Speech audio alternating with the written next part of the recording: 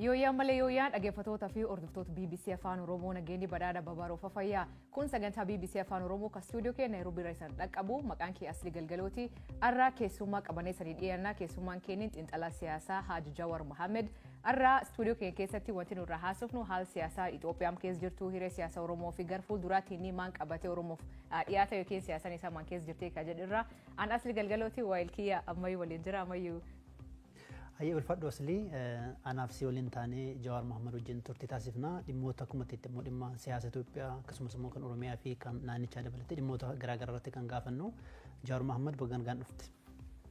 Baga nagaa walitti deebine ittiin goggaa jaamu torba dura dhugaa dhufee ture. Tuuneetiin natti fakkaata. Anis dulloomee sanis babal'attanii baay'atanii na eedan. Galatoomuu isaaniillee hordoftoota Facebook irratti gaafii keessan akkuma argine isaaniillee gaafii san ergitan isaanii dubbisna. Kaan ammoo akkuma sagantaa keenya deemuun isaaniillee gaafii keessan ergachuu dandeettanii. Joowar yoo gaafii keenya jalqabne ati nam siyaasaa beekamaa Itoophiyaa keessa addunyaa keessallee guddoo beekamu waggaa 3 dura eegimanidhaatii baatamu guddum callifte. Afuur baafachuuf moo maanta dhalate? Ndulloomere. Kun yeroo adda addaatti jetti yeroo mana dhaabootti biisuu rakkoo hamaa keessa turte. Mana hidhaas taa'ee waan yaadaa tureef yoo bahe maaliin godha kan jedhu mari'achaa turre baqqalaa wajjinis. Kanaaf yeroo san lolli Tigraay reefu xiqqoo hara galfata. Oromiyaa keessas lola hamaa ture.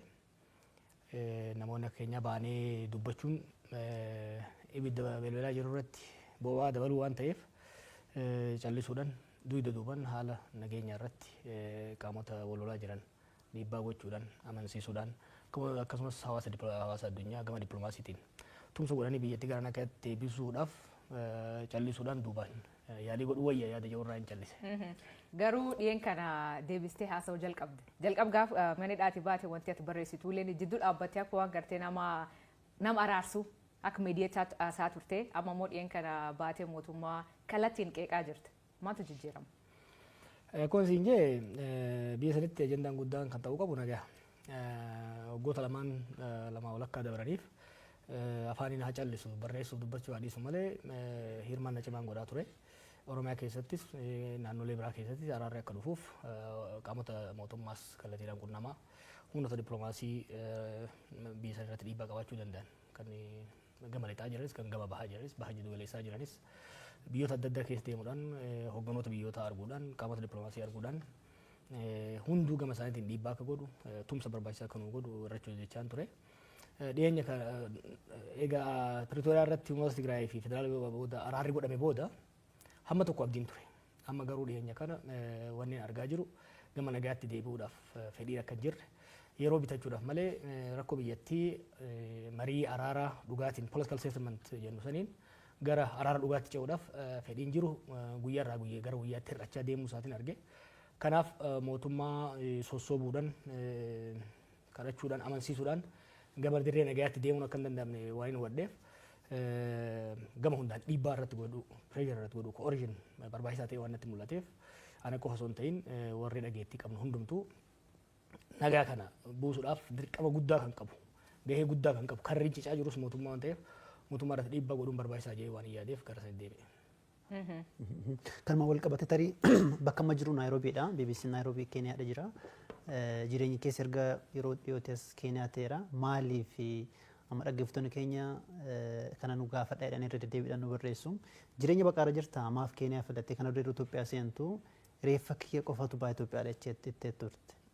Ana mallee jiraatuma Itoophiyaati. Itoophiyaan jiraadha garuu Keeniyaa irraa hin hojjedha. Keeniyaan biyya bareedduudha. Biyya hojiin baay'ee irratti hodhamuu danda'u. Jiddugala dippiloomaasii naannoo kanaa taatee Finfinnee dursitee deemaa jirti. Hojiin kiyya immoo hojii kana waan hojiin dhuunfaa kiyya hojii hariiroo addunyaatiin international relation wal qabatu waan ta'eef Finfinnee caalaa asitti sochiin irra mijata. Kanaaf as jira malee baqadheetii miti. Yeroo ji'aan akkas Finfinnee deddeebi'a maatiin kiyya isa jiru malee baqadheetii miti. Kana dubboo Baqqala Garbaan nageenya kiyyaaf na yaadda jedhanii Ameerikaa dhaqanii eegasii kolgaltummaa gaafachuu isaanii ifa godhaniiru. Tarii rakkoo yaaddoo nageenyaa qabdaati. Yaaddoo nageenyaa nama dulloome. Kana caalaa na hidhanii kana booda du'uma yoon du'es waan gaabbii guddaa irraan qabu. Sanii migiyaanaas na galche. Dhugaadhaa akka inni dhaabayeen gaaf tokko gara irreecha hoggan deemu jeequmsa guddaa uumanii ijoollee ijoolleen eegdus gara waggaa tokko hidhan.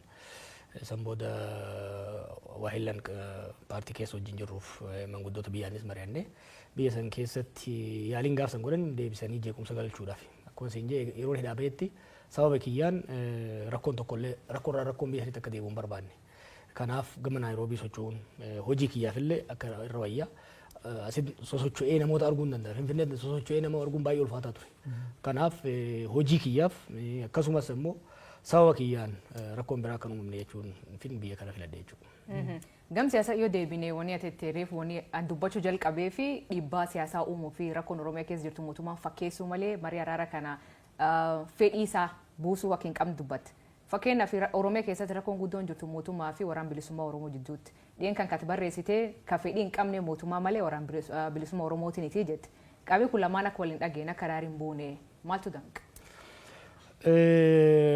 Garaagarummaa qaban turanii marsaalee lamaan Tanzaaniyaatti godhames hordofan ture. Qaaman akka namni jedhu achiin turre garuu haala mijeessuu keessatti keessan ture.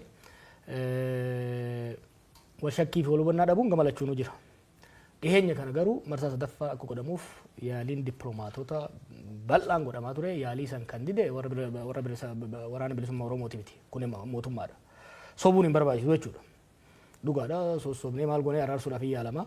Yeroo ammaa garuu hin barbaachisu waraanaan cabsinaa gariin harka kennee nutti galaa jira. Kan ni cabsinaa jedhee kan marii araaraa hin barbaadu gojee mootummaa Itoophiyaati. Kun waan dhoofamuu qabu miti jechuudha. Maaliif irra qaqqabaa yoo deemnu taate fafakkeessan akkasii sun inumaa humna itti horaa dhokachaa akka deeman godhaa jira. Kana isaatti san qofa osoo hin ta'in naannoo Amaaraatti illee humnoonni naannoo Amaaraa araaraaf qophii qabnaa jedhan. Ani yaadattan barreesseen ture humnoonni naannoo Amaaraa araaraaf qophii ta'uu qabu jennee dhiibbaa yeroo goonutti dippiloomaatonni dhaqanii yeroo gaafatan toleedha isaan. Kan duuba deebi'ee chirichaaruudhaan tokko tokko wajjin tokko tokkoon keessaa bitachuu barbaadu ka araara dhugaadhaatiif gattaa'uun barbaade mootummaadha. Mootummaan amma jiru waan barbaadu maal seete? Lola kan Oromiyaattis, Amaaraattis, Tigraayittis ka uumamuu dura garaagarummaa siyaasattu gara qawweetti nama geesse. Qawween uummata keessaa baatee nageenya akka uumamuu kan barbaadamu taate sababni ijoon sababni bu'uura lolatti nu geesse suni furamuu qaba. Mootummaan kana furuun barbaadu. Mootummaan maal barbaada? Cinaadha fangoo kennee, cinaadha mallaqa kennee, kaan sossobee, kaan dirqisiisee harka kennisiisuu barbaada malee gadi taa'ee marii araaraa gochuun barbaadu. Kun immoo gaaf tokko Joowar galfachuu danda'a, gaaf tokko ammayyuu galfachuu danda'a, gaaf kana aslii galfachuu danda'a. Garuu lola biyyattiif sababa kan ta'e rakkoo siyaasaa furuudhaaf mootummaan ammatti fedhii hin qabu jechuudha. Garuu uummanni galuu jira, waraanni garuu jira akka gabaas garaagara irratti arginutti godinoota garaagara irraa waraanni bilisummaa Oromoo galuu jira jedhanii gabaasanii kunin jijjiirama fiduu danda'a nageenya Oromiyaa keessatti fakkeenyaaf naga buusuu danda'a. Waan tokko ifa ta'uu qaba. Ani Oromiyaa keessatti Itoophiyaa keessatti namni tokko qawwee qabatee bosona keessatti akka hin barbaadu. Osoo hunduu galeen barbaada. Har'a warri mootummaa nagaa jettee yoo inni jettu tuni gaafa dubbii waraana bilisummaa Oromoo kaasuun biyya alaan ture. Abiy Ahmad aangoo qabatee ji'a tokko hin turre. Gaafa marroon waraana qabatee Eertiraarraa naannoo Wallaggaa galu ijoollee 30 qofa isa bira jira. Gaafa Abiy aangoo qabatu jechuudha. Gaafa sanirraa kaanee yeroo waannu maal jechaa turan torban lamatti daaraa goonaa jedhan. Yeroo 20 torban lamatti daaraa goonaa jedhanitti duula godhan. Akka waan ibiddaatitti bal'ataa Oromiyaa wal ga'ee jechuudha. Maaliifin amma wanni amma galchaa jiran kun bu'aa buusuu hin danda'u maaf hin jedhe. Ani godheera bara. 2019 ammayyuu hin beekan interviina godhaa ture yeroo sanitti. 2019 waraana marroo jala jure keessa walakkaa ol galchine. Gaafsanis daba mootummaatiin akkasumas shakkii warri adda bilisummaa Oromoo qabuun waraanni hammi tokko hafe waraanni sun dacha amma bal'atee Oromiyaa seenee jechuudha. Waraana cinaan irraa muranii galchuun kuni yeroodhaaf olola torban tokkootiif faayidaa qabaachuu danda'a malee yoo har'a namni 500 gale rakkoon siyaasaa dhiibbaan siyaasaa dargaggeessa kana bosona galche sun yoo furamin har'a 500 yoo gale borumuu 50 bosona galaa jira jechuudha. Nam 100 maqaa waraana bilisummaa Oromootiin Oromiyaa keessa jira bara 100,000 dargaggeessa kana kan dhiibee galche siyaasa marrooti miti. Waan marroon ideoloojii addaa qabaateef miti. Ajjecha hidhaa dhiibbaa bulchiinsi Oromiyaatiif federaala mootummaa Itoophiyaa irraan gahutu dargaggeessa kana bosona galche. Dargaggeessi kuni bosona akka galu kabiraan immoo deebi'ee akka hin seenne yoo barbaadamu taate rakkoo siyaasaa jalqabumaa lola seensisan furuun dirqama ta'a. Akkuma jettee duraanatilee yaalte barkum 2019 gaafa sammuu bu'an buufne warri deebi'eeleen deebi'ee bosonaa deebi'i. Kaan hin hidhamanii kaan hin ajjeefamanii gabaas jedhutu jira. Kaammaa kanaaf ka gaafas maaltu ati godha? Warra galuu jiruu fi ka gaafas gale. I think Einstein na fakkaate. Waan wal fakkaaturra deebi'anii tolchanii bu'aa addaa eeguun maraatuudhaan. Barsan yaalii goone hin taane. Ammallee wal dhibbee ijoollee jidduu jiruun sababa adda addaatiin ijoolleen galaa jirti. Gaariidha kun. Ani kun barreessetti ijoolleen amma galan kun dura wal lolaniiti. Murnooti adda ba'an. Murnooti adda ba'anii Oromiyaa keessatti lola godhanii nama keenyas rakkisuurra ofiifillee dhiiga ol dhiisuurra galuun isaanii waan gaarii jeetiin amana. Garuu rakkoo Oromiyaa keessa lola Oromiyaa keessaa kanaaf furmaata ta'uu hin danda'u. Rakkoo kana kan uume wal dhibdee adda bilisummaa Oromootii fi OPDO yookiin immoo OPP jedhan jidduutti uumame tokko. Lammaffaa murtii Abiyyi Ahmad abbaa irree ta'uudhaaf jecha dirree siyaasaa biyyattii dhiphisetu kanatti nu fidee jechuudha. Kanaaf dirree siyaasaa bal'isuu marii araaraa wal amantaa humnoota siyaasaa jidduutti. Abbaa OPDO jidduu qofa miti. Murnoota Amaaraa wajjinis, murnoota Tigraay wajjinis rakkoolee siyaasaa mariidhaan political bargain godhanii yoo kan furin taate kaarra bosona jiru yoo gale borummoo dachaadhaan galaa jechuudha. Remember abbaa kana hogganaa ture Daawud Ibsaatii fi Abdii Raggaasaati. Daawud Ibsaa siyaasaa hoggana. Abdii Raggaasaa ajajaa waraanaa ture. Isaan Finfinnee galan. Warri shakkite ijoolleen hammi tokko bosona galte jechuudha. Har'a osoo marroonuu galee Oromiyaa keessatti nageenyi bu'uu hin danda'u hamma wal dhibdeen siyaasaa bosona nama galchituun adda furmaatan argatanitti. Joowar wal dhibdeen siyaasaa kun ni dhiifama ammayyuu akkamiin furamuu danda'a? Fakkeenyaaf gaaf biyya galtanii wanni ijaartanii turtanii baqaan isaa gaaddis hooggansa Oromoo jettanii ijaartan. Paartiilee bulchurraa, paartiilee mormituurraa, jaarsolee ijaartanii walitti fiddan. Kaayyoon isaa maal ture? Maafi baay'ee fi galmaan ga'uu dadhabe? Kaayyoo baay'eef maaf galmaan ga'uu dadhabe? Maaltu jedhan fakkaate? Akka biti yaada turree fi akka itti abiifaa yaada turan gargar ture. Nuyi sirni abbaa irree EPRDF dadhabee kufee qabsoo uummataatiin kufee warri jijjiirama hoggannee gara fuulduraa dhufes nu warri jijjiirama finnes amma booda walii tumsine wal hubanne walii obsine biyya gara dimokiraasii ceesa hawwii jedhu qabna turre hawwii saniin deemaa turre. Isaan garuu karoora biraa qabaachaa turan. Ifa ture jalqabuma warraa jechuudha mormaan ture kobeetu. Adadaan isaan irree abbaa irrummaa cimsachaa deeman. Nummoo yaalii irree isaanii san hamma tokko dhiibbaa irra goonee daandii baaburaa gara dimokiraasii geessuurraa akka hin baaneef shaakalaa turre jechuudha. Deemnee ka yaalle sunis wanni hin ta'iniif maali? Nu gaman harkifne isaan gaman harkisanii gaaddisnillee bifasaniin laamsha'uu danda'e. Kanaaf rakkoon kana ture. Asirratti xiyyeeffatamaa waa dabaluudhaa fi warri mootummaa maal jedhu akkuma nuti dhufnee aangoo qabanneeni mormiin mataan isaa ta'u gargaarsa biraatiin isaa ta'u paartiilee mormituu waggoota dheeraa falmaa waan turee fi amma carraan keenya aangoo nuti dabarsituu qabdu jedhanii aangoo irratti ol dhabneedha. Kanatti paartiilee mormituu irra deddeebiidhaan qeequ. Maal deebiin keenya? Aangoo nuti wayyaan irraa fuudhee harka isaan kaa'e. Osoo barbaanne aangoo maal argatu? Dhugaa yoo dubbannu taate jiru Daawud jira Leencoo jira yoo barbaade Abiy waggaa 20 bulchu. Garuu tokko gaafiin uummataa akka deebi'u. Lammaffaa sirna demokraatawaa sabaaf sablammoota biyya sanii haqa isaanii bifa walqixxummaadhaan kabachiisuu danda'u. Fiduu qaba. Yaaliin hanga ammaatti murnoota adda addaatiin aangoo irra qabataniin sirna abbaa irree tursiisuudhaan yaalame biyyattii laaffisa. Hariiroo hawaasa biyyattii sanii addaan fageessa. Jeeqaa waan deemeef bara amma aangoon Oromoo harka seenee jedhamu kanatti a better model, a better vision biyya saniif qabaachuu qabna yaada jedhuun jechuudha. Warra gaafsa isaan gargaaree dhiisi warri isaan irraa shakkii qabaachaa ture. Daawud Faanis ta'e warri biraatis aangoo isaanii hin barbaanne soba kun. Yeroo sanitti aangoo mootummaa kanaa osoo barbaadame hin argatan jechuudha. The principal natu murteesse hunda isaanii caala it was me OPDO'n keessaa humni jijjiiramaa aangoo qabachuu qabaa jennee kitaaba keessatti nagartan warra TPLF wajjin negotiate goone ugee bitusam hin turre bar isaan hin sobu warri garaagarummaa qabna hogganoota Oromoo bifa adda addaa wajjin jiran kanarratti garuu namni yeroo sanitti aangoo nuu kennaa jedheen hin jiru.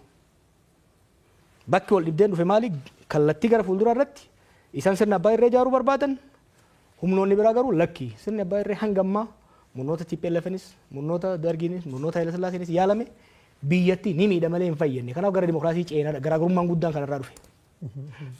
Amma haala jiruun tarii paartiileen mormituu siyaasaa turan ibsa baasu malee sochiidhuma irra iyyuu jiranii jedhanii qeequ. Ati akka hoogganaa paartii mormituutti maadha deebiin kee tarii isumaan wal qabsiistee immoo ministeerri muummee Abiy gara aangootti yeroo dhufanii maltii paartii dimokiraasiin akka babal'atu akka utubamu deddeebiidhaan dubbataa turanii sun booda keessa akka ta'an jirre argaati jirra. Garuu akka paartii mormituutti eessa jirtu sun sochiin keessan maalirra jira?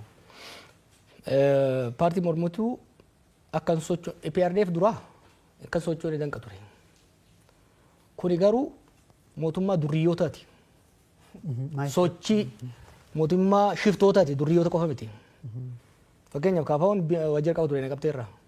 Hoogganaa achiifsan fuudhanii achi buutee isaa dhabamsiisan. Warri abaa'oo guutummattuu wajjira isaanii hin qaban. Kanaaf sirna akkasiisan keessatti sochii paartiitiin godhe jechuun lubbuu namaatiin taphachuudha. Kanaaf kaafaawwan gaafa kaafaawwan ta'e yoo fudhatte caasaa cimaa qaba lafa jalaan ifatti waajjira banee akka sochoosuu kan taate lubbuu ilma namaati irratti murteessuudha. Kun warra battee ajjeesedha. How can somebody kill battee? Nama sirna battee ajjeese irra biratti ammayyuudhaan dhaqiiti ambootti waajjira baniiti kaafaa bakka bu'u jechuun guyyaa adii du'a sirratti muree ilmaan kee immoo yataama gochuudha. Kanaaf kan sochiin paartii hin jirre malee paartiileen jajjaboon jiru. Ammallee jiru caasaas qabu. Caasaa san garuu lafa jala hojjenna malee ifatti baafnee yoo hojjennu taate ilma namaaf iccisiisuudha.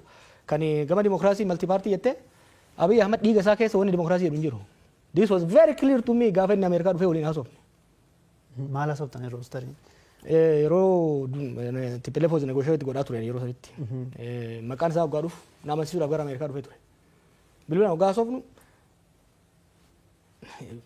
I think on the second phone call sirna mootii ijaaruu malee sirna dimokiraasii ijaaruudhaaf hawwis karooras fedhiis akka hin qabne naa ifa ture jechuudha. Yoo yaadattan wanni mormaa ture kanarraa ergan biyya dhaqee immoo itti dhiyaadhee baay'ee yaale.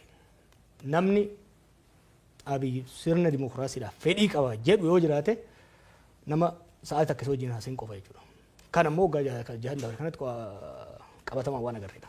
Akkuma jecha Joowar kitaaba keessatti walgahii kan keetiif Abiy bal'inaan ibsita. Gaafa inni Ameerikaa dhufe wantoota keessa ibsitu namni achiin akka hoogganaa Prime Minister biyyattii ta'uu isan feetan akka warra gaafa sochii sun geggeessetti Lammaa Magarsaa yaaddanii Abiyyiin ammoo gaafas akka Chief of Staff ta'utti jetteen atin. Sunitti rakkoo sanii ta'e sunitti relationshipiin keessa akka hin hojjenne yookiin haaloo si ba'uuf fakkeenya hidhamti fa'aa jettee yaadda? Garaagarummaan keenya fundamentaalii Oromiyaa fi Itoophiyaa ani uumuu barbaadu akka uumamtu barbaaduu fi Abiy uumuu barbaadu garagara. Ani Itoophiyaa fi Oromiyaa uummattoonni isii keessa jiran haqi isaanii eegamee wal marii negotiation hoogganoota isaanii gidduutti godhamuun sirni dimokiraatawaa sabdaneessaa itti ijaaramu uumuuf hin qabsa ijoollummaa kiyyarraa kaasee. Abiy immoo abjuu haadha isaatirraa kaasee mootii Itoophiyaa ta'uu mootii qorkee sirna abbaa irree ka gubbarraa inni gattaa'ee hamma qabaleetitti namni isa faarsaa isaan dhaatataa jiraatu ijaaruu barbaada. That was very clear to me from day zero. Yeroo sana amma namoota hundatti ibsaan ture. Including maatiin kiyyaa'u boleetiin xiyyeeta akka amma egaa namni hedduu mirgaa inni gara aangootti dhufu sanii qeequu itti fufnaa aboon irraa callisii nu amma Oromoon aangoo nuu qabatee jira. Mee kanumallee rahaa ittiin goona ittiin gammanna dhiisii naan jechaa ture. It was very clear. Garaagarummaan keenya kanarraa ka'eeti kan dhufu. Hidhamuunis ta'e wal diddaan hunduu kan dhufu fundamentally wal view. Society nuti uumuu barbaannu garaagarummaa waan qabuuf. Tarii amma gaaffii duratti kaasirratti waa'ee ministeera muummee waa dubbatteetta. Erga bitti galtee booda immoo mootummaa kana kursii jalatti eeguu qabna bilisoomne irras jechaas turte. Tarii sama duratti jettee hojii waliin faallessu. Maaltu teessitti fakkaate? Kophaan ta'e yeroo mormu san uummanni mormitoonni manguddoonni dhufanii waajjiratti nuu ta'eera wayyaanummaan haa deemtu malee Oromoo haa ta'u malee abbaan fedhe hanguu qabaatu na cinqan. Ofii shakke beektaa? Inni naaf ta'e ofii fangoo barbaadde ofii akkuma dhiiroo yoo sirba mammaasa Oromoo tokko jira beektaa? Umarii sirba na fakkaate 11 ta'anii hojiin manaa bayanii 10 garana godhee tokko gana godhee eenyuun maraatee isaan beekamu. Ofii shakke I said maybe I'm wrong.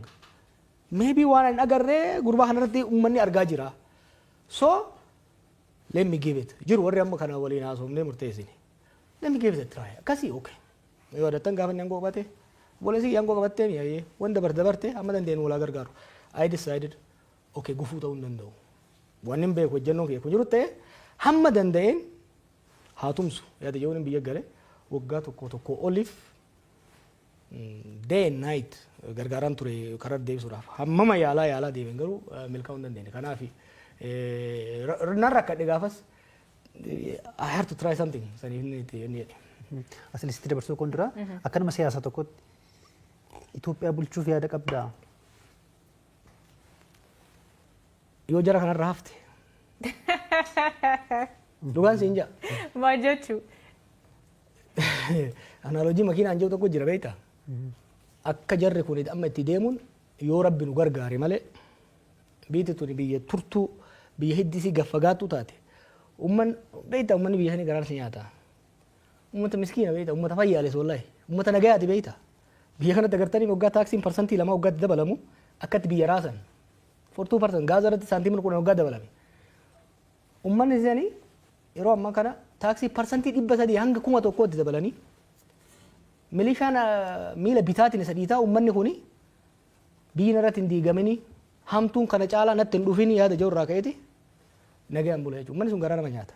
Kanaaf hamma danda'een biyyi tuni sirna kanarraa akka haftu. We need to have a country. We need to save our country. Missioning generation kana is to save Ethiopia from Abiy Ahmed. Maaliif akkaataa jarri kun keessattuu Abiyyiif murni isa wajjin deeman ittiin deemaa jiranii we might not have a country eega isaan deeman booda. Laali warri TPLF fi warri Malesillee hamtu turan. I fought them. I know them very closely. Nan beeka jarsanis. Jarri suni hin kijibanii. Yoo kijiban garuu kijiba si amansiisuuf kijiban malee hin amanan. Jarri kuni kijiba si kijiban san ifiifillee amanan. Ji'a lama dura biyyan ture. Argeen ture qondaalota gurguddoo. What's very scary wanni nama sodaachisu waa biyya sanii amma fagoo kana seettanii sun gaazexeessota waan biyya sanii waan agamu hubattan baay'ee jira. Waa'ee diinagdee waggaatti kaafte akka waan dammaaf aanan mana hunda keessa yaa'aa jiru. Qananiin biyya hunda ol ga'ee maal rakkoon diinagdee ati haasaa jirtu. Ilmi namaa garuu Finfinnee magaalaa jidduutti waan nyaatu hin qabu. Gaafan dhaqee jaartiin tokko arge. Jaarsi doktora waggaa 15 hojjeteera. Jaartiin narsiidha waggaa 10 hojjetteerti. Remember the highest earning professionals. Ijoollee fi waan ittiin barsiisan ufiifummoo waan ittiin even ijoolleedhaaf nyaata gahaa ittiin geessan rakkataa jira jechuudha. Rakkoo akkasiisan keessatti akka waan qananiin jirutti deemaa jiran jechuudha. Naannoon Amaaraa practically harka mootummaan jiru. Oromiyaan practically harka mootummaan jiru. Haala kana keessatti qondaalonni mootummaa waggaa agartuu akka waan tokko rakkoon biyya san hin jirretti haasa'u jechuudha. This willful ignorance is extremely scary. Ai dhagaan qondaalota mootummaa biyyoota adda wajjin nan hojjedhan arga. Observing godha abbootii irreetii hamma dimokiraasii social dimokiraatota Iskaandeebiyaa jiranitti. Garuu murna akka jara kana ka of wallaale saamicha qofa malee ifiif saamuun alatti biiti harkatti dhumte Finfinneetti galte the state has shrunk. State capacity mootummaa tokko sirna mootummaa tokko kan meejor godhamu lafa biyya san keessa jirtu keessa hammam takka to'ata. Humna mootummaa alatti humni biraa hidhatee socho'u jiraachuu hanqisuudha. With all the measurement the state is shrinking. Finfinneef naannoo isii qofarratti ta'uun ifa irra dhaabanii calaqqisiisaa oolan tana alatti harka isaaniitti baateerti biitti. Garuu harka kennaa bahaa jirti jedhanii muddamanii waa sirreessuudhaaf osoo deemanii beektaa yeroo kanitaafi akka waan tokkoon uumamnetti akka biyyi sun qananii keessa jirtutti hamma bahaa dhihatti biyyatti nagaa qabdutti haasayan jechuudha. Kuni baay'ee nama sodaachisa. Kanaaf hamma danda'ametti wal gargaaranii jara kanarra dhiibbaa godhanii karaarratti akka deebi'an yaalu yoo kan danda'amne taate immoo biyyi tun biyya tana qabatanii qilee dhaquun jara kanaan oolamu. Biyya tana qabatanii qilee akka hin dhayne nu hunda fuudhanii qilee akka hin dhayne waan danda'ame hunda godhuu barbaachisa jechuudha. Imana obbo Joowar mootummaa dhiyees kana isaanillee gaafannee deebii isaanii isaniif dhiyeessina. Ammoo ammaatti waan ati akkuma sirnoota kaanii mootummaa kallee ofirraa mancaasuun qabsoon ofirraa mancaasuun barbaachisaa jetti. Asiin dura qabsoo Oromoo geggeessanii turtan qabsoo qeerroo yookiin Oromoo protest yookiin mormii Oromoo geggeessanii turtan achiin mootummaa nam jiru aangootti dhufe. Kan aangoo irraa kaasuu fi sochiin akkasii in hojjette jettee yaadda? Sochiin uummata sirna kamiifuu hin ta'a. Uumama muuxannoo itti qabnan Oromoon beeke. Beektaa of dagatanii. Akka inni dhaabeen qondaaltu argaan ture. Seenaa faasitti immoo barbaadan deebiin akka itti qabsaanii wayyaanee ofirraa kaasan. Warra wayyaaneen qe'ee keessaa guurtee ergachaa aangoo tursiiftetu qabsoo ummataatiin, qabsoo qonnaan bulaatiin, qabsoo barataatiin aangoo irratti ol ba'ee arga deebi'ee uummata irratti qoosuu barbaada. Sirna kamiyyuu ani sirna mancaasuutti namanu jecha jetteef. I believe in reform. I don't believe in revolution. Revolution jechuun warraaqsa jechuun sirna tokko hundeen buqqaasanii haaraa irra dhaabuudha. That's destructive biyya tokkoof. Saniifin sirni EPRDF sirni wayyaanee guututti akka diigamurra dhiibbaa godhamuun dirqisiifamee gara karaa jijjiiramatti akka seenuuf kan jedhu tarsiimuu fudhannee jechuudha. Ammas taanaan sirna mancaasuu waan jedhutti namanu. Sirna abbaa irree jalatti immoo gateettii ofirra kaayanii jilbifachuutti sinamanu jechuudha. Kanaaf hamma danda'ametti beekna kana immoo qaroo muuxannoo itti qabna. Har'a dhiisi kaleessa gaafa muuxannoo guddaa hin qabne qabsoon nagayaa hin hojjetu yoo yaadattan mootummaan maal jedhan mootummaan simbiraa miti dhagaan hin bu'u yeroo yaa'u turanittis dunuunfannetti deemne dhaloonni nu duubaan dhufe immoo nu jaalaa qarmaadha. Nu jaalaa qarmaa nu caalaa bilchaataadha. Wanni nama jechaa jiru maali? Kuni waamicha mootummaadhaaf. Karaan amma deemaa jiran kun Itoophiyaas kasaarsa, isaanis kasaarsa. Salphinaaf kaanii Oromoo immoo salphinatti fidaa jiran. Oromootti diina baay'isaa jiran. Saamichi, tuffiin, diigumsi isaan biyya irratti geessaa jiran kun Oromoo bitaa mirgaan diinatti baay'isaa jira. Oromoon diina baay'ifachuudhaaf hin qabsoofne.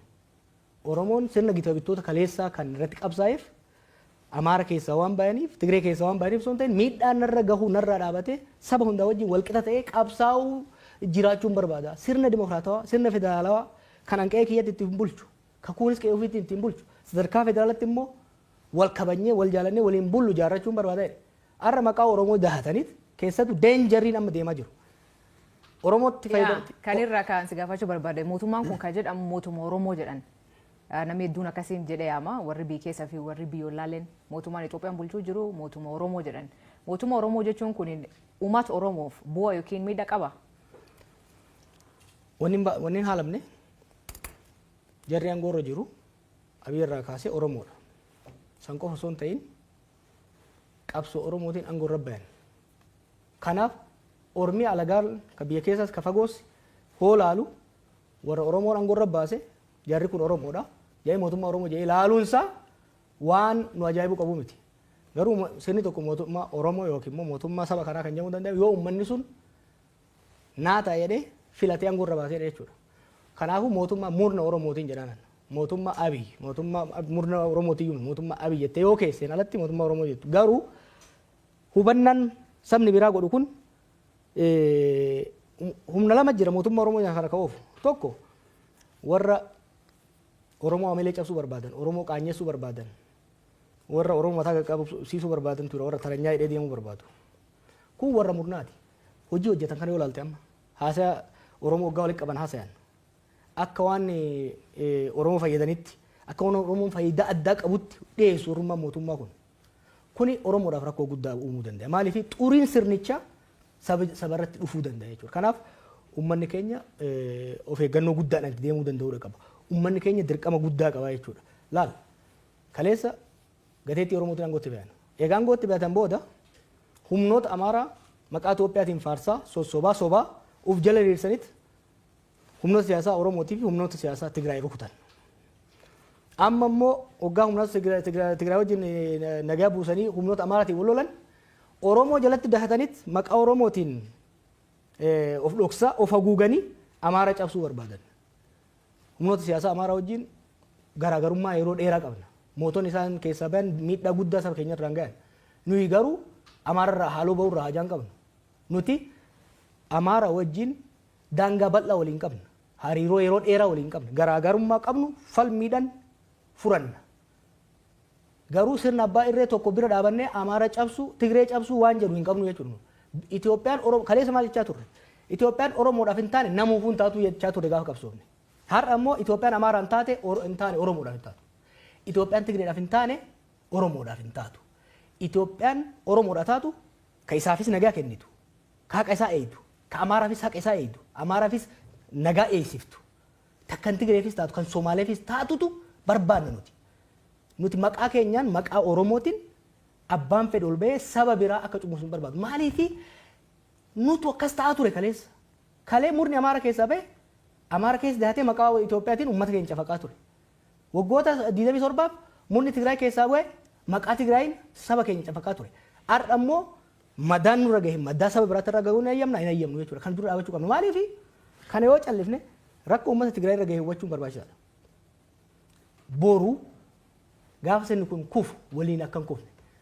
Garee Alawaayitii jedhamu jira Siiriyaa keessa. Waggaa 50 wayiif maatiin Alasad isaaniin of marsee maqaa isaaniitiin uummata saba bal'aa biyyattii cunqursaa ture. Har'a yeroo isaan kufan uummanni sun rakkina hamaaf saaxilame jechuudha. Kanaaf Oromoon sirni kun gaafa kufu maqaa isaa nyaatee akka hin kufne of eeggannoo guddaa godhuu qaba jechuudha. Amma filannoo biyyaalessaa waggaa dhufu taasifama jedhamee eegama. Ni hirmaatta akka paartiitti jechuu kiyya. Achiin nu haa gahu. Inuma keenya jedhee haa gahu. Filannoo kana dura irratti paartiin ati keessa miseensa turte boykoot godhee kun hin hirmaanne. Tarii filannoo ta'an irratti amma ilaalcha siyaasaa baay'ee dhiyeessaa jirta. Erga mana hidhaatii baatee booda immoo tasgabbooftee gidduu dhaabattee dubbataa turte. Egaa dhiyootti immoo mootummaa baay'ee qeeqaa jirta. Akka kana dura yeroo aktiivizummaa yookiin immoo ala teessee mootummaa qeeqaa turte sana fakkaata ilaalchi kee gaafa ilaalee jedhu. Tarii filannoo dhufu irratti hirmaachuun kee hagam mirkana yaada akkasii qabda. Kun siin jee achiin nu haa gahu maaliif siin jee si fakkaate. Haala qabataa amma Itoophiyaa keessa jiruun filannoo godhuu hin danda'amu. Dachiin biyyattii parsantii 70 ol harka to'annaa mootummaa jala hin jiru jechuudha. Filannoo gaggeessuu hin danda'u. Xaa'oo bara mootummaan fidee riphee lolaa uummata raabsaa. Torban dabre kan naannoo Amaaraa keessa konkolaataan takka socho'an turre. You cannot have an election where the state does not have a control over the physical space. Waan kana bar wani amma sitti mukana I was telling them gosa lamaan dabre kana haa callisu malee miidiyaarra qondaalota kan waraanaas kan siviilis you are losing it biyyittii isin harkatti shunquyxee harka ganaa keessanitti.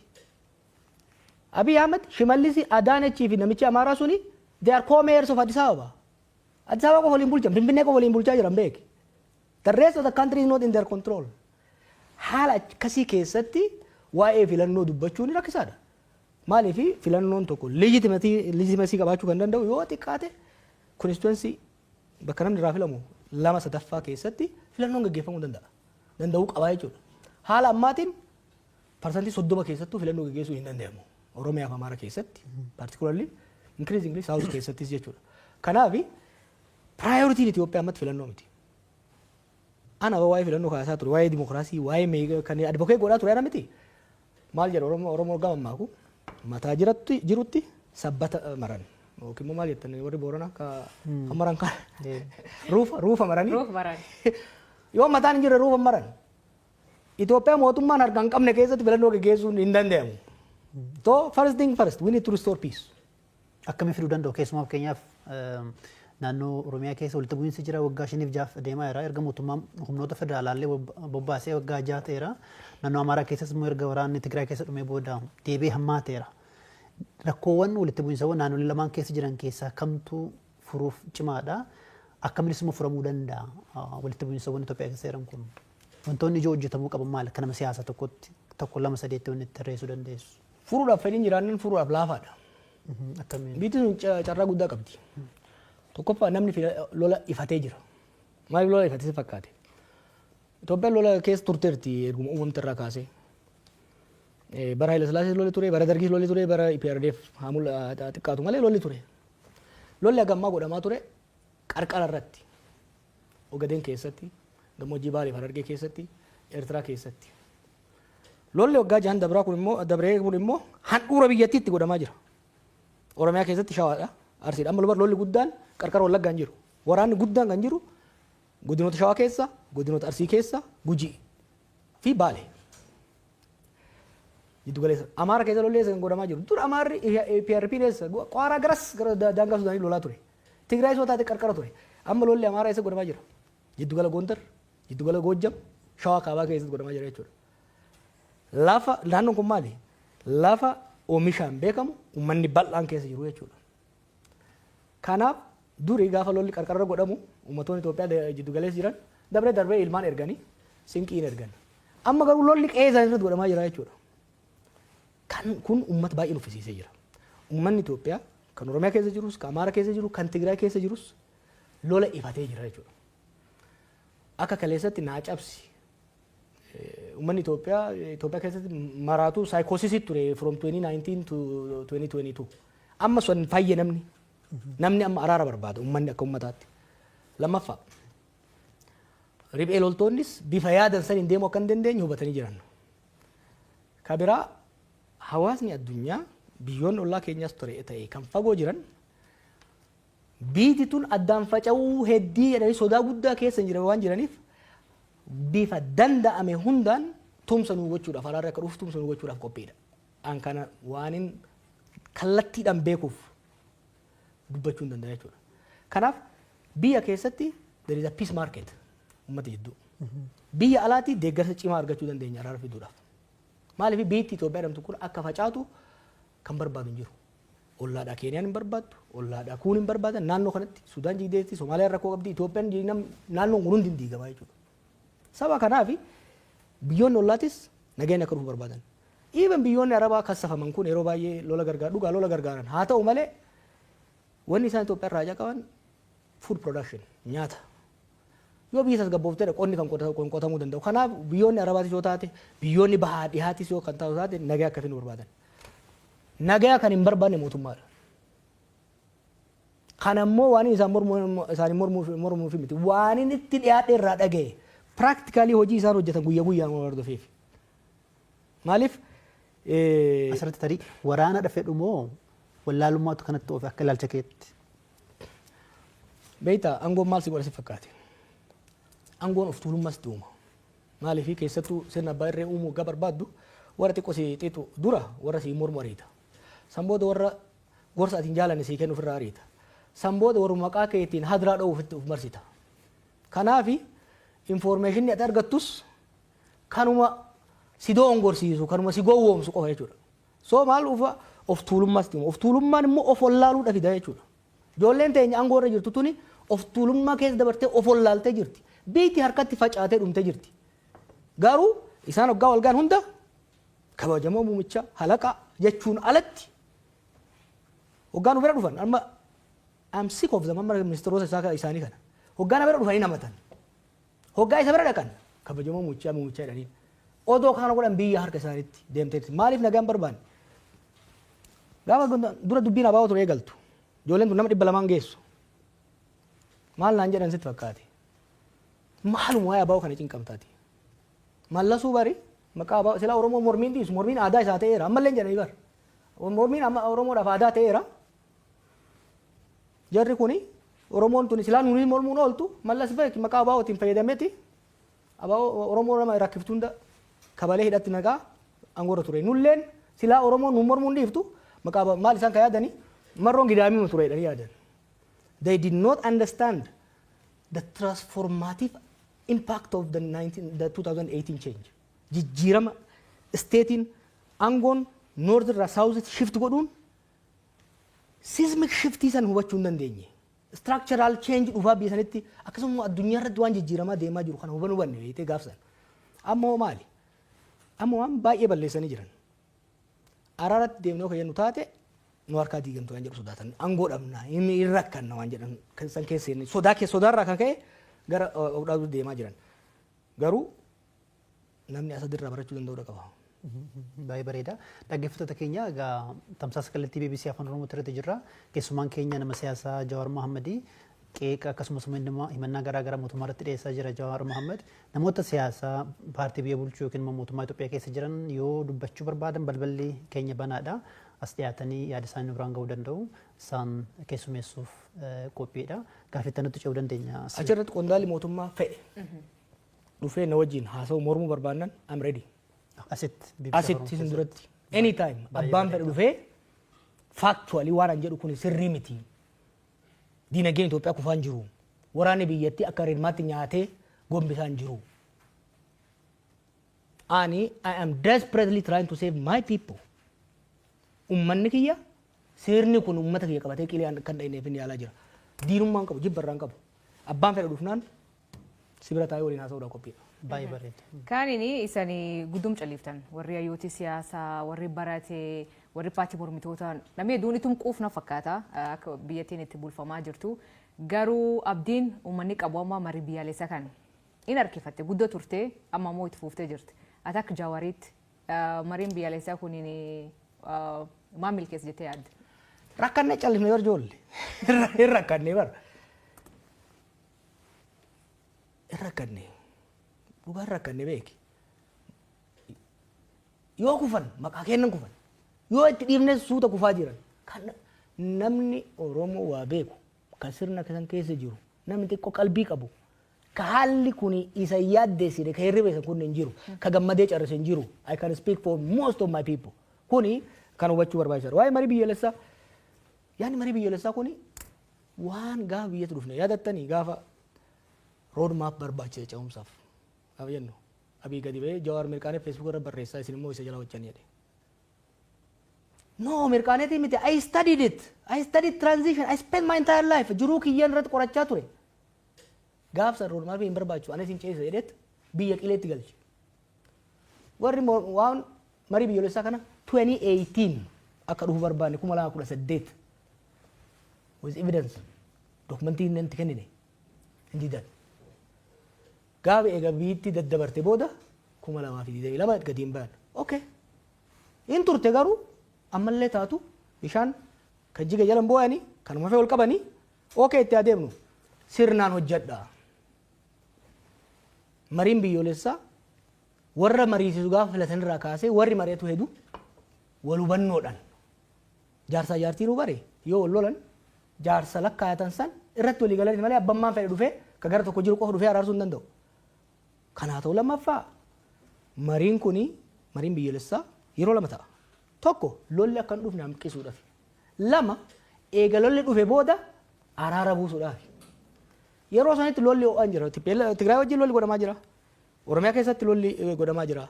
Ilaa jarana. Marii biyyoolessaa itti dhahina. Mee dura qawween sagaleen qawwee haa dhaabbatu.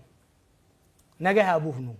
San booda mariidhaan biyya tana baraarraa karaatti deebifna jenneen. Kaafaawwanis kana jedhe paartiileen hundi kana jedhan. Didanii ogguma sana akkuma barbaadan cahanii jaaran. Paartiileen gaafsan keessa seenanillee amma keessattuu paartiileen gama Amaara irraa dhufan ka gaafsan isaa wajjin turanillee amma lolli gaarii galu keessa ganii jiru jechuudha. Amma bare Abiyyi matu daawwitii keessa taa'ee ofii mari'ate yoo ka ta'u taate malee mariin biyyoolessaa jiraachuu hin danda'u. Mariin biyyoolessaa tokko biyya tokko keessa biyya tokkotti nagaa buusuudhaaf biyya tokkotti araara uummanni akka walitti fayyuu fiduudhaaf eegalliinsaa adeemsisaa barbaachisaadha. Amma akkuma ni dhaabeen warra komishiinaroota kan hunda yaamee mana kiyyatti nagaafatanii waliin haasofne ammallee hamma torban dabreetti waliin dubbadhaan ture. Mariin biyyoolessaa itti namana biyyaaf gaariidha. Garuu akkaataan itti eegalanii fi akkaataan amma ittiin deeman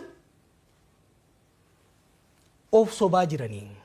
Of sobaas biyya jiigsaa jiranii. Mariin biyyoolessaa amma san qofaa miti. Waa baay'ee balleessan.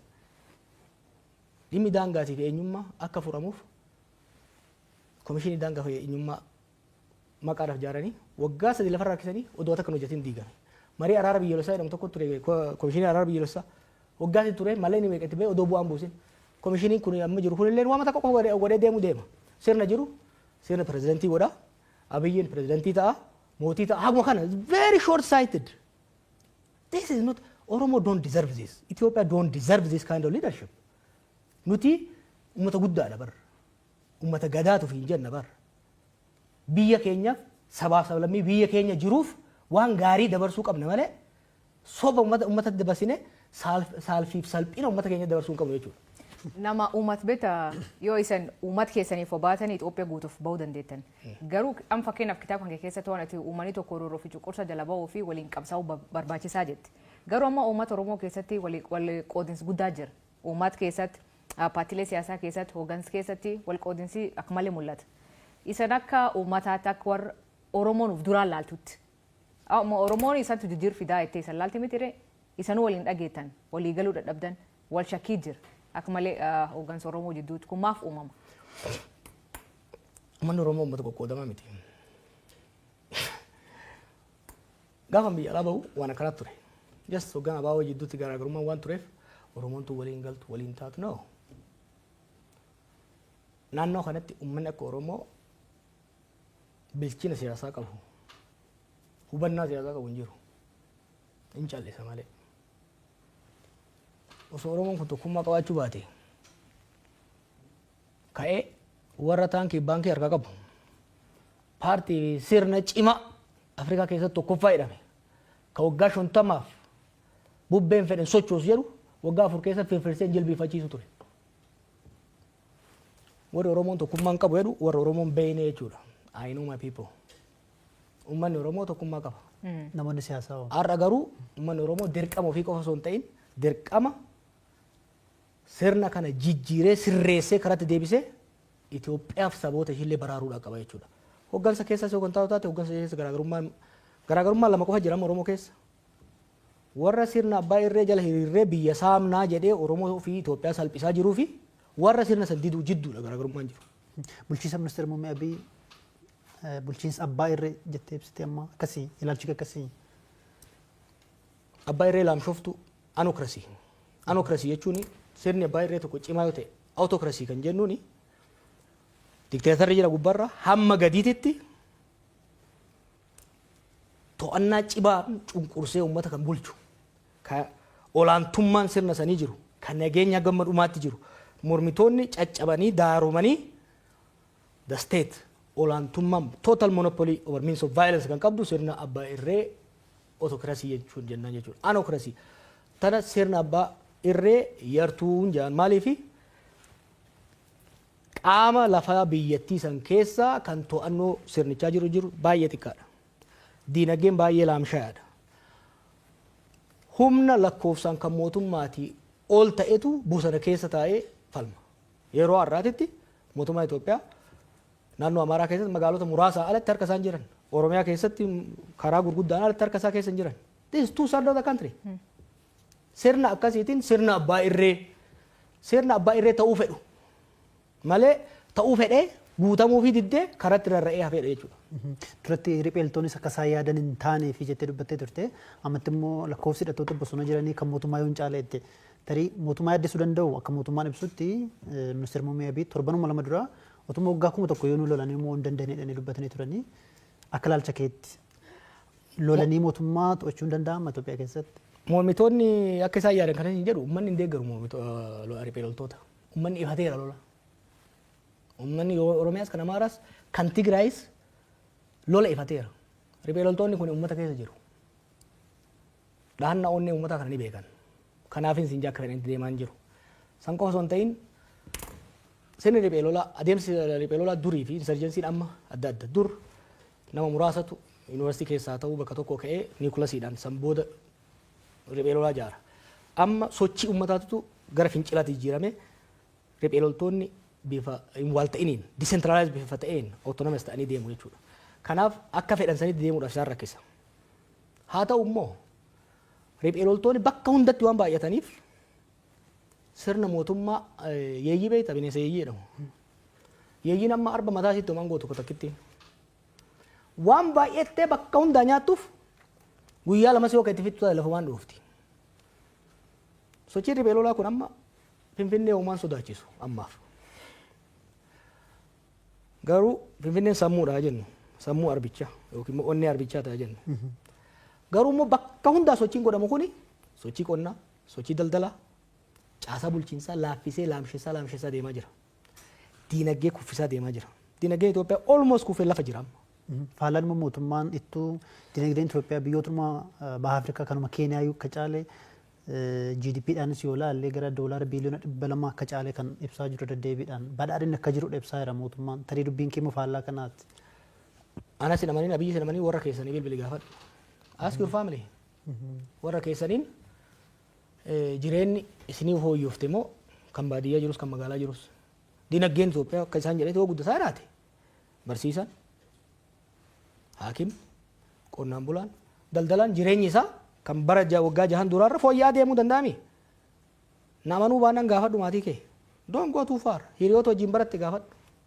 Haala waliigalaa dinagdee biyyattiiti moo jireenya lammiilee biyyattiiti amma kan amma dubbataa jiru? Yoo bultii qabaatte hin beeku mindaan kee yoo dabale qabsiin jaartiin tee bitattuu wayyaa.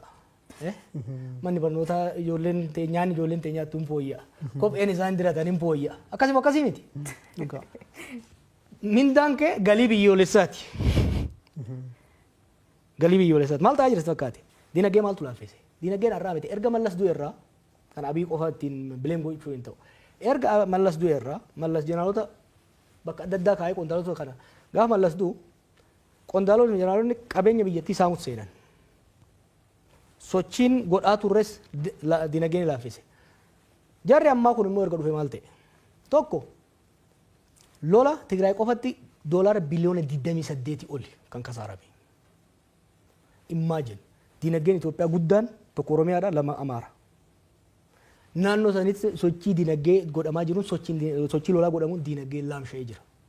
Kanaaf bifa lolaatiin daldalli hanqateera, qonni hanqateera.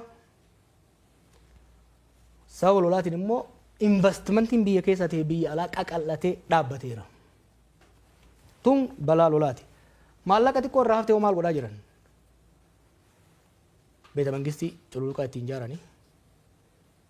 Riizoortii isaan qoftii fi araboonnii fi warri biraa dhufanii wajjin bashannan qofa ittiin ijaaranii.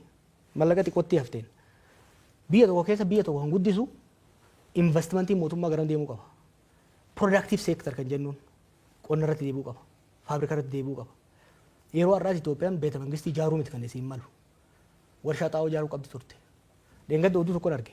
Itoophiyaan warshaa sukkaraa mootummaan warshaa sukkaraa 8 qaba. Tokko qofatu hojjeta. 7 dhaabateera. Maaliin dhaabate beektaa? Malaawwaja spare parts doolaara dhabane waan ittiin bitan. Maaliif? Doolaarri biyyattii kaan lolli dhabamsiiseera. Kaafe masaraa mootummaa fi riizoortii bashannanaatiif bahaa jira jechuudha. Kanaaf dinagdeen biyyattii laamsheera. Lolli maal godhaa jira? To'annoo mootummaan qabu harkaa fuudhee dinagdee keessattuu gama baadiyyaatiin jiru. Remember qabeen Itoophiyaa sochiin Itoophiyaa guddaan qonna. Qonni dhaabateera. Kanaaf maali ayyaana waggaa irratti I think waajjira Adaanaatti waasina fakkaata. Shunkurtii Taanzaaniyaa irraa fidan. Imagine Itoophiyaa maaliif shunkurtiin Itoophiyaa Taanzaaniyaa dhufa beektaa? Naannoo maqii kana naannoo laga Awaash kana ka shunkurtiin maaliin kuduraa fuduraan irraa dhufu. Sababa lolli naannoo san jiruun dhaabateera jechuudha. Kanaaf maal godhaa jira? Lolli kun maal godhaa jira? Biyyattii nyaatee lafaan dha'a. Asad maal ta'e? Waggaa 14 irraa lolli eegale 19 irraa. Riphee loltoota hin laaffise. Garuu riphee loltoonni bakka jiran itti oofan. Dinagdeen biyyattii hin laaffate. Waraanni biyyattii ni laamshe. Gaafa warri alaa gargaaru sun biraa deemu waraanni biyyattii keessi isaa horoqee dinagdeen biyyattii horoqee waan tureef torbanta keessatti jijjigee jechuudha. Ka Itoophiyaas carraan kanarraa addan ta'u yoo saffisaan wal dhageenya karatti ka deemnu taate malee. Rakkoon biraa ka biyyattii keessa jirtu amma fakkeenyaaf rakkoo nageenya jirti, dinagdeen jirti. Ammoo inni uummataa tamaan tana dhukkubsamuu ta'uu jiru nan butanii maallaqa gaafachuu. Kunin maal akeekatileen barreessite turte? Ka butu beektaa lachuu. Amma beektaa biisanitti humni qawwee reefka mootummaa caala kan hin siin jiru ka officially mootummaan bobbaasu. Qondaalonni mootummaallee beektaa waraana ofii qabanii ka biyyattiin saaman kan daldalaa qabanii ittiin saaman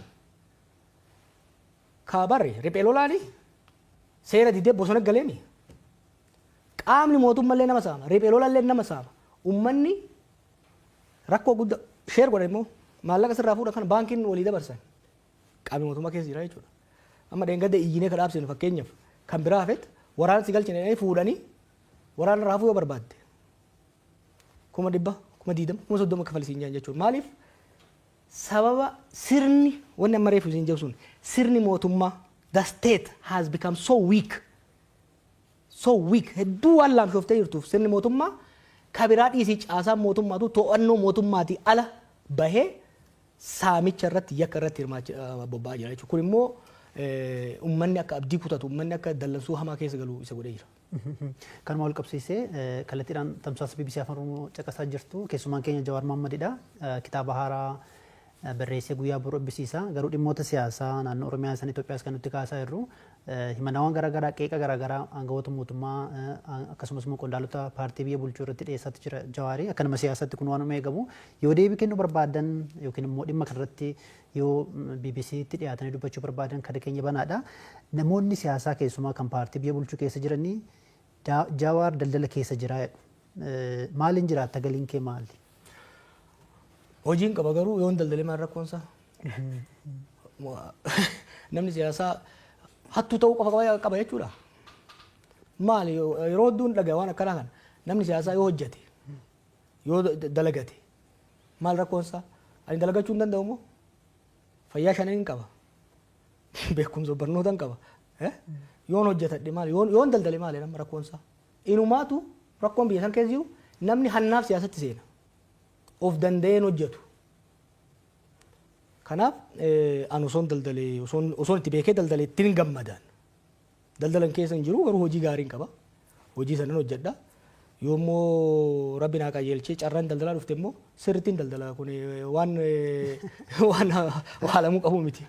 Akkuma ati jette qeeqa irra deebiidhaan dhiyaatuudhaa fi gama kaaniin hariiroon dhaaba kaafaa waliin qabdu keessumaa ammatti hoggana ittaanaa paartii Koongireesii Federaalaa Oromooti kan kaafaa'ooti.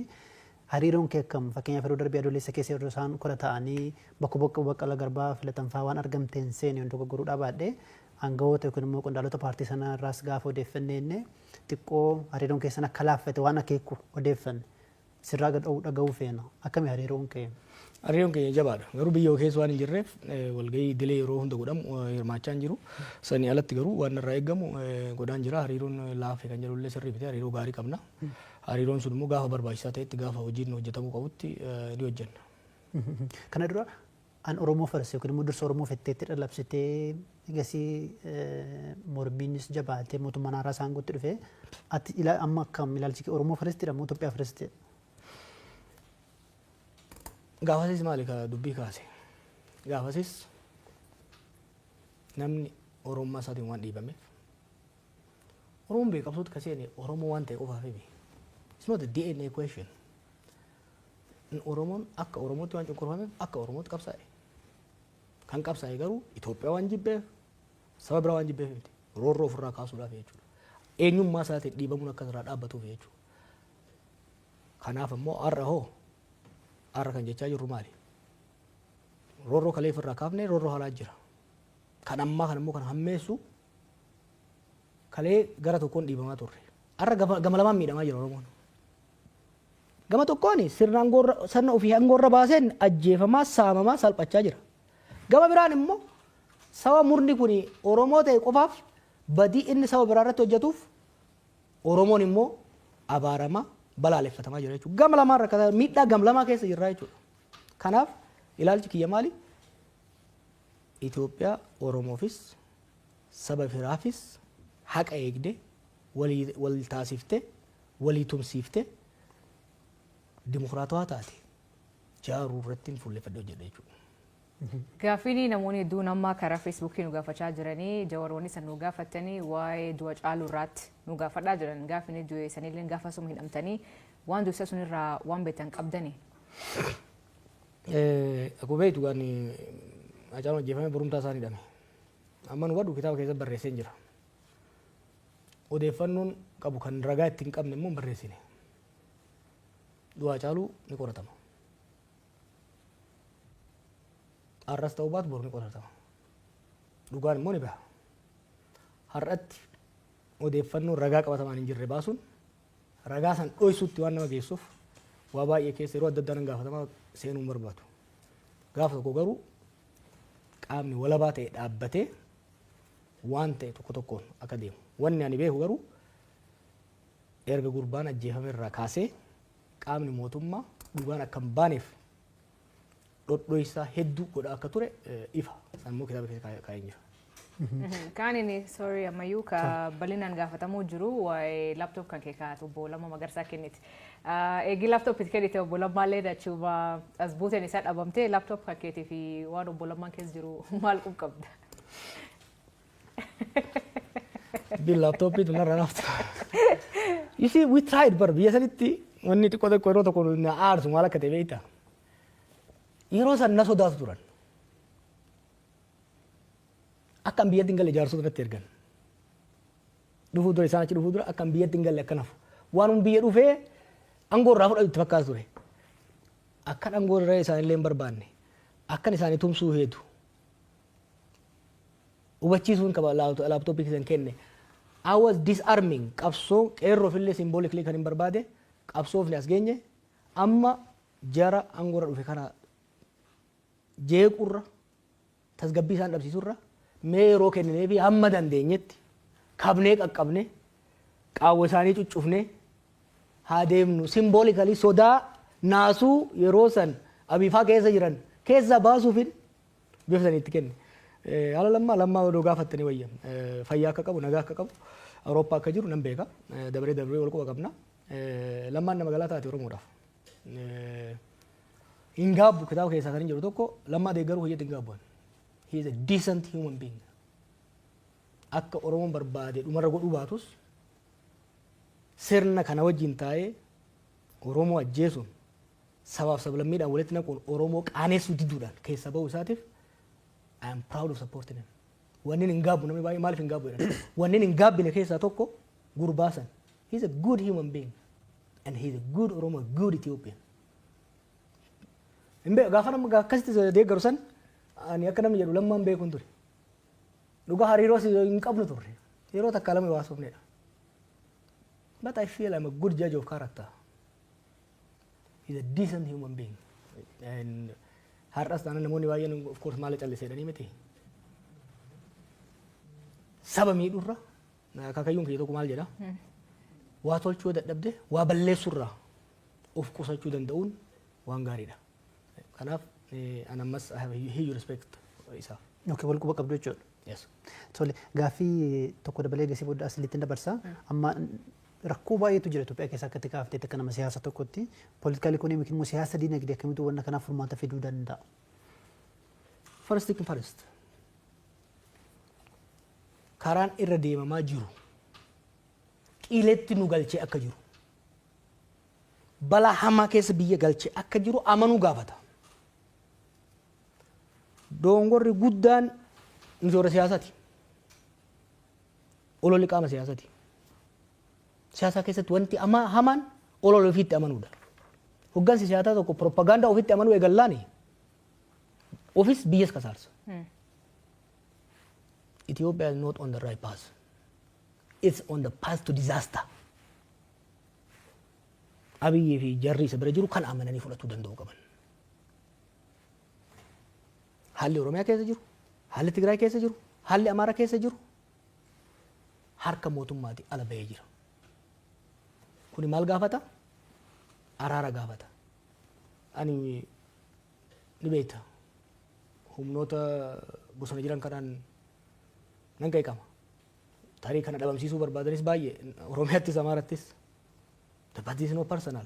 Garuu bakka bu'ee sitti himuu nan danda'a. Humnoota hidhatanii deeman kana amansiisuun ulfaataa miti nagayaaf. Ijoolleen hedduun isaanii qabsaa'ota mirgaati bar. Marroonfaa waggaa 20 abii dura waggaa 20 qabsoo keessa turan. Zammana kaasee fa'aa Eertiraa turan.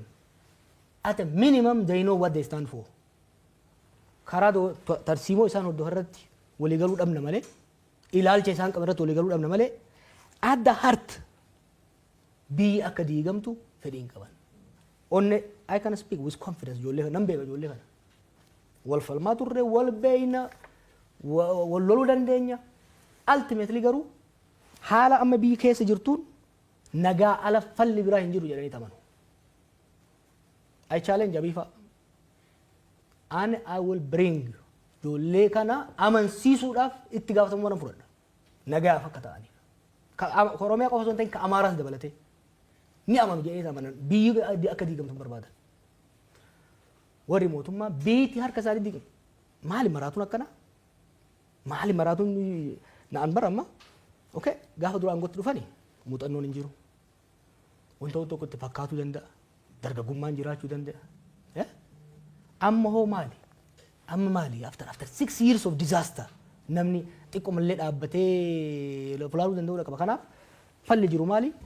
Garaagarummaa siyaasaa jiran daandii siyaasaa irratti waliin mari'atanii furuudha malee the clock is ticking. The clock is ticking. Abiyyiifis biyyaafis the clock is ticking. Anaan waan irraa guufi miti. Ijoollummaa irraa kaasee siyaasa sana nyaachaa isuma abjoochaa waan hin jiraadheef na fakkaata wantoonni tokko tokko fagoon nan mul'atan. And I can see clearly amma haalli amma deemaa jiru kun. Waniin amma iyyuuf waniin amma falmuuf immoo Itoophiyaaf qofaaf miti. Salphachuuf deeman. Salphina already keessa jiran salphina hamaa keessa seenuudhaaf deeman. Salphinni kun immoo anaafis naaf dabare akka nama Oromoo tokkotti akka lammii Itoophiyaa tokkotti jechuudha. Kanaaf karatti deebi'uu gaafata.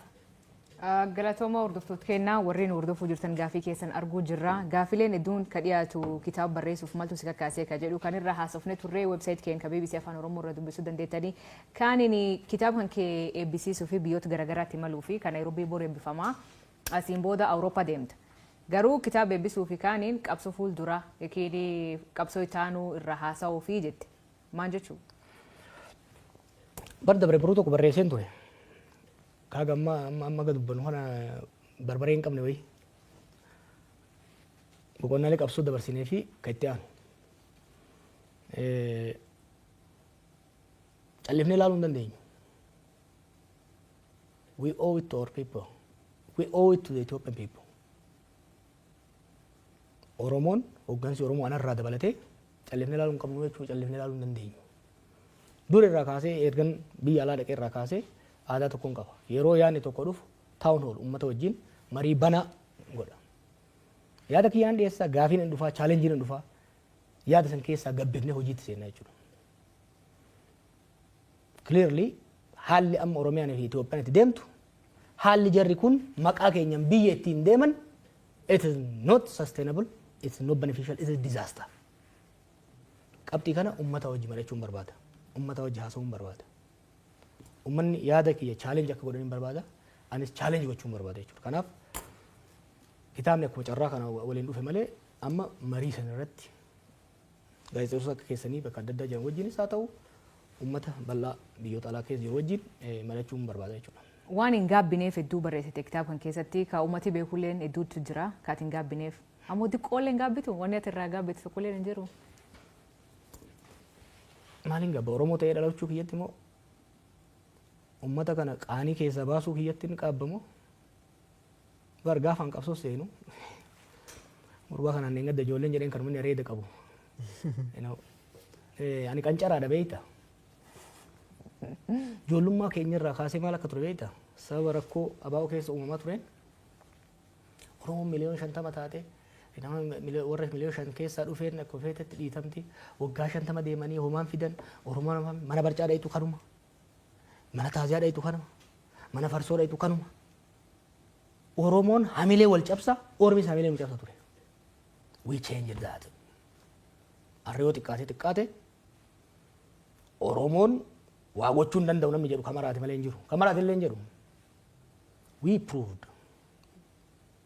Ummata kiyya amanee, because I know my people. Ummata kiyya amanee callifnee lafa makaanii girriin jenne akka jarri kaleessa jedhanitti kitaaba keessatti nagarta. We spend years after years in qoranne qabsoo kamtu haala qabatamaa biyya keenyaatiif uummata keenyaatiif baasa jennee beekumsa keenya san teknoolojii ammayyaa wajjin haala uummanni keenya keessa jiruuf haala addunyaa wal qabsiifnet osoo tuffatamnu the biggest contribution an Oromoodhaa godhe caba hamileedhaa keessa baasudha. Repairing the collective collapse of self-esteem. Har'a immoo tokko kan aarsu kaleessa Oromoon qabsaa'uu hin danda'u jedheeti saba keenya hamilee cabsuudhaaf irratti hojjaa turan. Har'a immoo Oromoon biyya bulchuu hin danda'u yeroo kitaaba keessatti yoo ilaaltanii turtan aangoon nuun malaa jedhee 2015 maal barbaaddan isaan maal barbaadan Finfinnee pirezidantii Oromiyaa si goona waan akka no aangoon nuun malaa jedhee jaba baasee jennaani Oromoon biyya bulchuudhaan qophoofne jedhan isin garsiifnan jedheen biyya bulchuu hin danda'u jedhan Oromoon biyya dhiisii ol bulchuu hin danda'u jedhan back in the day. These guys proved that. Oromoon biyya bulchuu hin danda'u kan jedhu san dhiphinaan wallaalummaan of tuulammaadhaan ijoolleen tuni qaanii san Oromoo irratti fidan. Har'a Oromoon bakka jiruun hoggaa isaa miidiyaa irra bayan qeensa ofii keessatti dadhabamuu barbaada. Oromoon bee uummata oral society uummata dubbannee dhagaa amansiisuu dandeenyu bar. Uummata hojjannee ofii miti addunyaa kanaadhaaf. Hayyoonni Oromoo bakka meeqatti addunyaa hoogganaa jiran. Har'a Oromiyaa diiganii dachee dhiigaa godhanii uummatoota Itoophiyaa abdii guddaan irra ture yaadattaa 2018. Kanaafi again I want to try one more time. Uummanni keenya hamileen isaa akka hin cabne. Uummanni hamileen isaa cabe bara baraan salphata. Hamilee uummata keenya eeguudha. Kanaaf dongoroon hojjedhe jira yaa. Baay'eedha. Bagan dongoroo hojjedhe immoo. I was young. I was energetic. Kottee baay'eedhaan hojjedhe. Baay'een seene. But I delivered. Anaaf warri wajjin hojjenne waan uummata keenya waadaa galle deliver godhaa geenye jechuudha. Kanaaf maaliif hin gaabbu jette? Akka hin gaabbu barbaadan ana qofaan beeke I'm speaking on behalf of Oromos. Akka gaabbinu barbaadan. Hin gaabbinu wanni gaabbinuuf hin jiru. Itti yaadne hojjenna hojii dongora keenya irraa hin baranne hin sirreessina itti deemna. Ammas yoo taate amma warri hedduun sirna kanaan gotti hidhuu keessaniif hin gaabbitan hin gaabbinu. Hin gaabbinu. Jallaa ormaa kaafnetti jallaan keenya dhufe. Jallaa kana kone hundiriirsina yoo kararraa kaafna simple. Diriirsuun danda'ama. Ni Allah dinnaan munni hogga jallate ibidda keessa. Hin beekan kazara akka tolchan hin beekan tolchan hin jiraami. Ibidda keessa. Yookiin jallata yookiin caba. Jallatee garuu itti fufuu hin danda'u jechuudha. Dubbii karaa kan hubadheetti amma adeemsa kana dura deemaa turte deebistee yaaluudha barbaadda akkasii akka duula qeerroo kakaasanii qabsoo karaa nagaa gaggeessuu wayii. Wanni akkasii hin jiru. You have to be adaptive. Warri hojjettu keessatti. Amma I just want conversation. Haasaan barbaada amman. Haasaan barbaada. Bakka san hin geenye. Karaan qabsoo baay'ee jira. Karaa irra hin deddeebinu. Karaan tooftaan haaraa baay'ee jira. Modern era. Gaafan biyya alaa dhaqu. Generation faaltookii turre. Generation Facebook itu, generation Twitter itu, mali TikTok itu. As technology changes, society keessa waggaa jijjiiramu, strategy keessa waliin jijjiirama. Anamma achillee jiru. Amma waa'ee qabsootu haasa'an jiru, waa'ee sirna kana goonaa miti. We need to have a conversation akka Oromoo salphannee jirra. We have let down the Ethiopian people. Ummata Oromoo qofa osoo hin ta'in, ummata Itoophiyaa, ummata gaanfa Afrikaa, we have let them down. Liability taaneera. Ummata guddaadha nu. Baay'inaanis teessuma lafaatinis Somaaliin nurraa abdii qaba. Dhayin lola isaan wajjin seenna. Har'a mootummaan abbii Oromoon hin lola, Amaaraan hin lola, Tigreen hin lola, Eertiraan hin lola, Somaaliin hin lola. No. Oromoon ummata kana hunda wal taasisee wal hin dhaga'ee naannoo gaanfa Afrikaa kana seenaa jeequmsaa, seenaa lolaa keessaa baasee tasgabbeessee hiyyummaa bara baraan uummanni naannoo kanaa kun ittiin beekamu keessa baasee jaaruuf kan danda'u Oromoodha. Maaliif risoorsii qabna, dhugaa qabna, lafa bal'aa qabna, aadaa qabna, gadaa qabna. Kanaaf wanni nu barbaadnu what I want this conversation amma kan boodatti dhufna ammatti wanni barbaadu warra mootummaatis qeeqdhaan dhiyeessu come on kana caalaa callifnee kufaatii kana caalaa salphina kana caalaa keessa seenuu hin qabnu. I am calling for conversation. Mootummaa wajjinis warri mootummaa ola jirus haasa'uu qabna amma. Gadi baanee dhugaa walitti himnee haasa'uu qabnadha.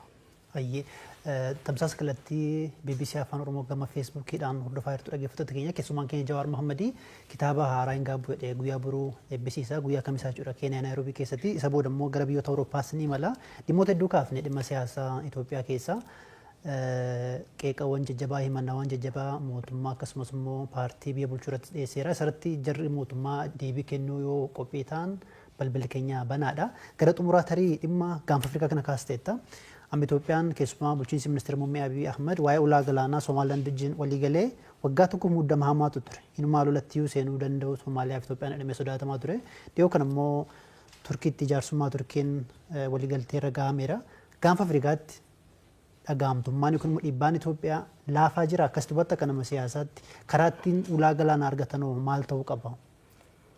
hariiroon gahee Itoophiyaan gaafa Afrikaa qabdu laafaa osoo hin ta'in hin jiru du'eera. Dippiloomaasiin Itoophiyaa du'eera. There is no diplomacy. Itoophiyaan anchor state turte. Ethiopia used to be an exporter of security. Zamana Mallasis, Sandro Sote, Kesatu Zamana Mallas, it is Zamana Haile Arra Garu, Ethiopia is seen as an exporter of insecurity, source of instability tilalabti. Sirni amma jiru kun biyyoota ollaa kana hunda wajjin sadarkaa walaa caalu malee walola keessa jira. Gaaffachuun biyya tokko anchor state exporter of security ka godhu dura keessa isaatti tasgabbiyyoo qabaate. Ollaa wajjin immoo wal hubannaa irraa ka jaa'u taate anchor state jedhamee ilaalama. Amma garuu keessatti wal nyaata, keessatti biyya diigaa lola keessa jira, ollaadhaan immoo lolaa jira. Waa'ee ulaa galaanaa, Itoophiyaan ulaa galaanaa ni barbaachisaa? Yes. Itoophiyaan ulaa galaanaa kan daldalaa qofa osoo hin ta'in neevii illee qabaachuu qabna. Maaliif? Qabaachuun keenya garuu Itoophiyaa qofaaf miti. Itoophiyaan dinagdee guddaas kan qabdu, waraana guddaas kan qabdu, uummata guddaas kan qabdu naannoo kanatti Itoophiyaadha. Naannoo kanatti humnoonni bakka fagoo irraa dhufan ulaa galaanaa Red Sea fi Indian Ocean kanarratti sochii guddaa godhaa jiran. Biyyoonni naannoo kana dantaa bishaan irraa qaban eegsifachuudhaaf humna kophaa isaaniitiin deemuu danda'an. Tumsa Itoophiyaa isaan barbaachisa. Itoophiyaan kana wanni humnaan godhuudhaaf deemtuuf hin jiru. Dantaan keenyaaf dantaan Somaaliyaa, dantaan keenyaaf dantaan Eertiriyaa kan wal falleessu miti. Eertiraan akka biyya tokkotti biyya walabaa siyaasa walabaa haa taatu malee diinagdeen isii Itoophiyaa irraa walaba ta'uu hin danda'u. Economically dependentidhaan wajjin. Garuu humnaanis irraa fuudha. Sindaan macaqaa fayyatteen yaraan fedhellee taatu hamma fedhetti onnetu dhiitata. Dippiloomaasiidha gaafata. Uummanni Somaaliyaa keessattuu waggoota 6 dabretti ani bakka hundatti yeroo wal mormaa turre Abiy wajjin bakka hundatti Abiy waan tokko difeen godhan ture. Imaammata Somaaliyaa irratti gaggeessuun. Yeroo dheeraadhaaf mootummoonni dhufaa dabran dhimma Somaaliyaa keessa seenanii jeequudhaan Somaaliyaas laaffisanii Itoophiyaafis madda rakkoo ta'aa turan. Abiy waggoota 5 aangoo irra ture kana gochuu dhabuun isaa galateeffatamuu qaba ture. Bara dabre all of a sudden waan rakkoo guddaa nuufi Somaaliyaa jidduu osoo hin ta'in sadarkaa addaatti godhamu keessa seenan. Qophii malee, tarsiimoo malee, tumsa odoo hin jaarratin itti deemame. Bifa adda addaatiin balaaleffannaa dippiloomaasii bahaa dhihaa. Chaayinaa fi Ameerikaan dura wal ta'e. Diplomatic isolation keessa nu seensisee jechuudha. Dhiibbaan sun amma Abiy harka kennatee akka mallatteessu isa godhe. Credibility is the currency of foreign diplomacy jedha Tony Blair. Credibilityin mootummaa Itoophiyaa, sirna mootummaa Itoophiyaa baay'ee gadi bu'ee jechuudha. Kanaaf ulaa galaanaa nu barbaachisaa. Warri didees hin jiru bar. Biyyoonni ollaa jiran kun nu barbaadan ta'e ni daas. Because ikonomii guddaa jira, potentiaalii guddaa jira, uummata guddaa jira. Sochiin daldalaa naannoo kanaa immoo laaffataadha. Nurratti wal loluu qaban turan Jibuutiinis, Eertiraanis hundumtuu. Garuu immoo gaafa ati qoma dhawattee nam fudhadha jettee humnaan deemte kafa hunduu dura dhaabate jechuudha. Kanaaf waan irraa baratamuu qabudha. Dongora guddaatu hojjetame. Rakkoon waggaa 6 kan agarre tokko maali? Yaanni gaggaariin waggaa dhufe akkaataan itti hojii hiikuudhaaf deemamu kan xiinxala bilchaataa fi beekumsa qabu ta'uu dhiisetti jarjarumaa fi hawwiidhaan. Ulaa galaanaa wadaba arganne jedhanii uummatatti wanni godhuun uummatuma harka dhoofsisuudhaaf jecha wanni godhamu kuni Itoophiyaas miidhaa jira. Hoggansa maqaa hoggansa biyya saniitis baay'ee miidhaa jira. Galatoomii sagantaan keenya gara xumuraa deemuu jira. Saatiin sii kennaa yaada gabaabaa dabarfachuu dandeettu kaameraan kee kan uummataan haasawuu barbaadde daqiiqa gabaabaa keessatti. Tara uummatatti haasaa ture meemmoo. Agammallee uummata. Directly yaada uumaa yoo qabaatu. Rakkoon jiru uummata kiyya galmatti fuula isaa keessa ilaalaa ittiin haasa'aa warri BBC hedduu ulfaadha. Akkuma reefu jee an yaadan dura kaayaa jira yeroo barbaadetti qaamni barbaade dibeet barbaannaan I'm fully charged and ready. Great. Galatoomatillee yeroo kan kee fudhateen waliin haasa'uu keetii fi baay'ee galatoom. Eeyyanis. Galatooma isaaniis hordoftoota BBC Afaan Oromoo kuniin sagantaa keenya ka stuudiyoo keenya BBC stuudiyoo Naayiroobii irraa isin dhaqqabu maqaan kee Asli Galgalooti aga yeroo biraatti baay'ee galatooma keessumaa keenyarraa Haji Joowar Mahammd ture. Haji Joowar xiinxalaa siyaasaa Itoophiyaa keessatti baay'ee beekamoo fi haala siyaasaa Oromiyaan am keessa jirtuu fi Itoophiyaan keessa jirtuu fi gara fuulduraatti maal hojjechuu akka yaadannoof ibsee ture. Isanillee nu hordofuu keessaniif yaad keessanii nu dhiyeessuu keessaniif baay'ee ulfaadha. Maqaan kee Asli Galgalooti. Haji itti naa dabalte galatoometis. Guddaa galatoome. Ayyee.